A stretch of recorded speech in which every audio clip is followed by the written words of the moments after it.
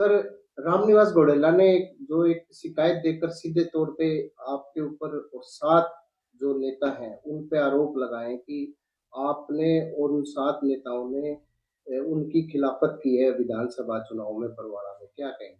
मैं क्या कहूंगा, जहां शिकायत करी हो फैसला कर देंगे, पार्टी में करी पार्टी फैसला कर देगी। क्योंकि उसमें उन्होंने ये कहा है कि जो एक रैली हुई थी उसके बाद आपने ये बयान दिया था कि जो मेरा अपमान करता है उसका जनता फैसला बदला लेगी। मैंने कह दिया यार, एक बात शिकायत कर दी, ठीक है, पार्टी जो मेरे से बात करेगी हम जवाब दे देंगे। उसमें ये भी कहा है कि जैसे आपके भाई की एक वीडियो भी जो वायरल हुई है उसमें भी आरोप लगाए गए कि उन्होंने भी विरोध किया। फिर वो मेरे भाई से पूछो, मुझे क्या पता क्या है।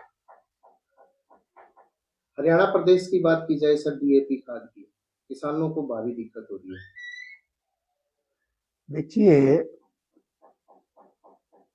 सरकार एक योजनाबद्ध तरीके से इस देश और इस प्रदेश के किसान से बदला लेना चाहती है कि उन्होंने केंद्र सरकार के 3 काले कानूनों को विरोध करके उनको रद्द करवाया, और वो जिद थी भारतीय जनता पार्टी की, तो इसलिए किसान को आर्थिक तौर से कमजोर करने के षड्यंत्र की एक कड़ी है। एमएसपी ना मिलना, यानी कि अब तो डीएपी नहीं है, अब जब जरूरत पड़ेगी यूरिया की 20-21 दिन के बाद, फिर इन पे यूरिया नहीं मिलेगा। फिर जब गेहूं मार्केट में जाएगी बिकने के लिए, फिर किसान को एमएसपी नहीं मिलेगा। तो एक योजनाबद्ध तरीके से किसान को कमजोर करने का, मजदूर को, खेती और मजदूर को कमजोर करने का एक ये षड्यंत्र है। देखो, ये मामला गवर्नमेंट का है, अब गवर्नमेंट करेगी फैसला क्या है। जो एसआईटी बनाई है वो तो वही लोग बताएंगे इसमें क्या है। लेकिन अब एक एचसीएस अधिकारी का और इस तरह का यौन शोषण कहा गया, इससे पहले एक और आईपीएस का आया था। यानी कि यही मैं कह रहा हूं कि सरकार में कानून व्यवस्था नाम की कोई चीज नहीं है। एक को होता ना, बोला मैं तेरे को क्या समझता हूं, बोला मैं तेरे को क्या समझता हूं। सरकारी तंत्र उनको नहीं समझते, वो उनको नहीं समझते, तो ये है इनकी लड़ाई। क्या लगता है बीजेपी सरकार में अफसरशाही आ गई है? मैं क्यों बताऊं, मंत्रियों से पूछ लो, बीजेपी वालों से, मंत्रियों से पूछो कि वे क्या ये बताएंगे, मुझे क्या पता, उनसे पूछ लो। सर, मैं यही कह जा रहा है कि अशोक अरोड़ा बनाए जा सकते हैं प्रतिपक्ष के नेता, आप क्या कहेंगे इसको? देखिए, तो पार्टी हाईकमांड का फैसला, आज आपने हुड्डा साहब का बयान समझ कर पढ़ा नहीं है। उन्होंने कहा कि विधायकों ने तो अपनी अनुशंसा या रिकमेंडेशन दे दी पार्टी हाईकमांड को, अब पार्टी हाईकमांड की मर्जी है किसको बनाए। ये तो कोई चर्चा का विषय नहीं है, चर्चा के विषय वो भी नहीं है कौन किसके ऊपर आरोप लगा रहा है, कौन क्या कर रहा है, ये सब पार्टी को पता है। अब आपने मेरे से प्रश्न पूछा बरवाड़ा का, मैं 12,000 हटता रहता बरवाड़ा से, मैं किसने रहा था, लोगों ने रहा था, लोगों ने वोट नहीं दी, मैं क्या करूं। तो यही सीएलपी लीडर का बात है। और बल्कि मैं तो बरवाड़ा में जहां जहां गया हूं ना, 3 गांव में गया हूं, तीनों में कांग्रेस जीतती है। तो कौन रोकता, मेरे प्रोग्राम ज्यादा बना देते मैं ज्यादा में चला जाता, तो कैंडिडेटों ने बनाने प्रोग्राम, मेरा उससे क्या लेना देना। अब सीएलपी लीडर का भी यही एक बात कि सीएलपी लीडर, विधायकों ने अपनी अनुशंसा दे दी, हाईकमांड करेगी, इसमें बहस का इशू नहीं है। ये भारतीय जनता पार्टी जो धन बल पर और सत्ता बल का दुरुपयोग करके मशीनी बल पर सरकार बनाएगी, तो वो इस तरह का दुष्प्रचार करने का प्रयास जनता में कर रही है। लेकिन मैंने देख लिया है, जनता समझ चुकी है कि सारे एपिसोड में कौन कहां खड़ा है, जनता को सब पता है। जनता को ये पता है कौन किसके पीछे है, जनता को ये पता है कौन किसके आगे। तो डेमोक्रेसी में जब प्रजा के साथ बेइंसाफी हो जाए, अन्याय हो जाए, तो फिर आने वाले समय में प्रजा उसका बदला लेती है, उन लोगों से बदला लेती है जिन लोगों ने डायरेक्ट इनडायरेक्ट, जो निर्दलीय उम्मीदवार थे, किन्हीं कारण से उनके पीछे कौन था, जिन्होंने भाजपा को सपोर्ट किया है। आज मुझे कई दिन पहले अभय सिंह चौटाला का एक बयान पढ़ा। उन्होंने हुड्डा साहब पर, उनके बेटे दीपेंद्र पर कटाक्ष किया। लेकिन मैं एक बात पूछना चाहता हूं कि उन लोगों ने क्या गलत किया। आज हरियाणा प्रदेश का हर नागरिक कहता है कि भाई ये लोग बीजेपी के लिए काम कर रहे हैं, और बीजेपी के लिए कैसे नहीं काम कर रहे, नाराज क्यों होते हैं, जनता सब जानती है। सरसा असेंबली में आपने देखा कि पहली बार राष्ट्रीय पार्टी अपना उम्मीदवार रिटायर कर लेती है, बिठा लेती है, और क्षेत्रीय पार्टी का समर्थन करती है, और फिर गोपाल कांडा ये बयान देता है, जो सहयोगी है अभय चौटाला की पार्टी का, कि भाई हम तो बीजेपी का समर्थन कर देंगे जीतते ही।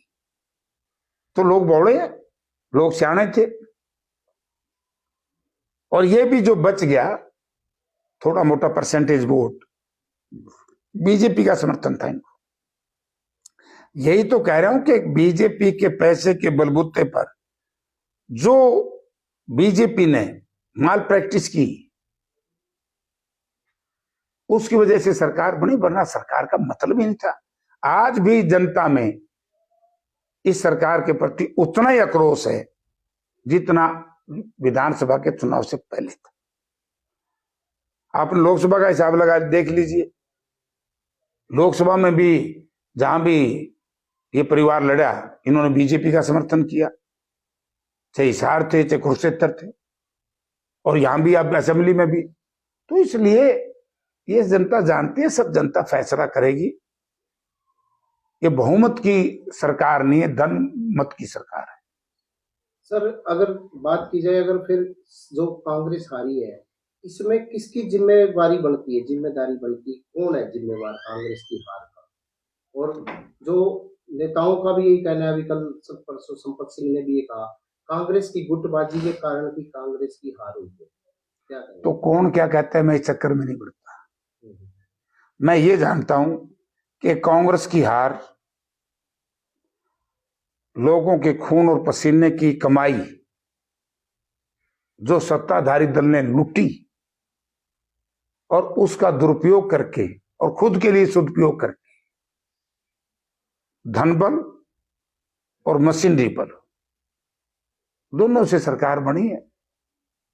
ना तो गुटबाजी का कोई लंबा चौड़ा असर पड़ता, और ना था, अखबार भी लिखते हैं लोग भी, क्योंकि कार्यकर्ता बड़ा परेशान है, इसमें कोई दो राय नहीं। लेकिन लोगों ने, कार्यकर्ताओं ने सोचना पड़ेगा और बड़ा गहन मंथन करना पड़ेगा। क्या निर्दलीय उम्मीदवार सरकार ने नहीं खड़े किए, उनको आर्थिक सहायता सरकार ने नहीं दी? और मशीनों में बात सही है, आप अपना मोबाइल चला लो, 100% इसको भर लो, मशीन तो, बैटरी तो है, सारा दिन चलेगा तो 70%, 60%, 50% आएगा। और बिल्कुल भी आप यूज नहीं करोगे, जब भी 80-20% तो बड़े बड़े की बैटरी घट जाती है। बहुत से, हमारी 14 ऐसी सीटें थी जिनमें 98-99% बैटरी है, तो उससे हारे। तो कांग्रेस का जैसे 11 साल से संगठन नहीं बना, इसका भी कुछ कारण है कि संगठन न बनने से भी कांग्रेस के जो हार का कारण है? देखिए, संगठन बनना चाहिए, मैं इस बात का पक्षधर हूं। संगठन क्यों नहीं बना, क्या कारण है, इस बारे में मैं कोई चर्चा आपसे नहीं करूंगा। ये हमारा पार्टी का इंटरनल मैटर है, जनता सब जानती है। सर, अभी जो एक फाइंडिंग कमेटी बनी है, कंस सिंह दलाल जो उसके चेयरमैन है और जितेंद्र बघेल सह प्रभारी है, अभी वो हार के कारणों को जान रहे, कमेटी जान रही है, सभी विधायकों ने अपने अपने जो भी है उनके लेगी, तो क्या लगता है कमेटी किस तरह का निर्णय आगे ले सकती है, क्या देखते हैं आप? वो तो कमेटी का जो सोच बनेगी, कमेटी जो देखेगी वो बात निर्णय लेगी। कमेटी पावरफुल है, वो सारी बात बताएगी। अभी जैसे नलवा क्षेत्र की ही बात की जाए, अनिल मान ने पूर्व मंत्री संपत सिंह पे भी आरोप लगाए थे कि इन्होंने हमारी खिलाफत की, तो इस तरह की भी बात आई है सामने, और एक ईवीएम की भी बात उन्होंने। देखो, ईवीएम की तो मैं भी कहता हूं, नलवा हमारी जीती हुई सीट थी, बाय डिफॉल्ट वो सीट हमारे, उसमें मशीन की भी गड़बड़ है। बाकी बातें अनिल से पूछ ली, क्योंकि चुनाव तो वो लड़ रहा था। क्योंकि उन्होंने सीधे तौर से यही आरोप लगाया पूर्व मंत्री संपत सिंह के खिलाफ की है। मैं ये कह रहा जी, वो तो अनिल भाई से पूछो ना, वो तो चुनाव लड़ रहे थे, उनको वस्तु स्थिति का ज्ञान है तो वो बताएंगे। मैं तो ये कह सकता हूं कि जो मेरी बात है, आप कौन क्या कह रहे हैं, कौन क्या कह रहे हैं, जो कैंडिडेट हमारे थे वही तो बताएंगे, और उनकी जांच भी होनी चाहिए। मैं खुद कह रहा हूं,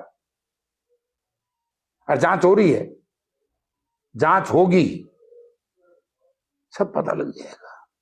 ऐसे ही हंसी के जो राहुल मक्कड़ है वो भी कह रहे हैं कि कांग्रेस के बड़े नेताओं ने हमारी मदद नहीं की। वो तो मैं क्या कह सकता हूँ, मेरे से तो ऐसी चर्चा मिला भी था मैंने, उन्होंने क्या क्या क्या नहीं किया, उनके बारे में मुझे क्या पता, वो तो उन्हीं से पूछो ना, हर चीज का तो मैं जवाब नहीं दे सकता। क्योंकि कांग्रेस की आपस में गुटबाजी तो ये अब खुलकर सामने देखने को मिल रही है। कौन सी गुटबाजी है कांग्रेस की? जैसे आरोप प्रत्यारोप अब लगा रहे हैं। कुछ नहीं है, हरा पाँच आदमी लगाता ही है, कोई बात नहीं है कई बार, लेकिन उन पर आरोप प्रत्यारोप की जांच होनी चाहिए। मैं इसका पक्षधर हूं कि मैं खुद पक्षधर हूं कि जांच होनी चाहिए, जांच में जो दोषी पाया जाता है उसके खिलाफ कार्रवाई होनी। बिल्कुल होनी चाहिए।